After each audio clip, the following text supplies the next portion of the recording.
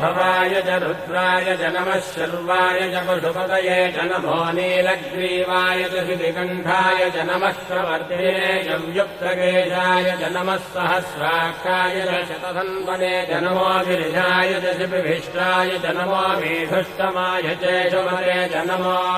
ह्रस्वाय च वामनाय च नमो बृहते च वर्षीयसे च नमो वृद्धाय च संवृद्धने च नमो अग्र्याय च प्रथमाय च नम आशवे च जिगाय च नमः शीघ्रियाय च शीघ्राय च नम ऊन्याय च वस्त्रन्याय च नमः स्रोतस्याय च द्वीत्याय च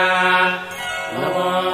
ज्येष्ठाय च कनिष्ठाय च नमः पूर्वजाय च परजाय च नमो मध्यमाय च वकल्भाय च नमो जघन्याय च बुद्धियाय च नमः श्रोभ्याय च प्रतिशल्याय च नमो याम्याय च क्षेम्याय च नमो उर्भज्याय च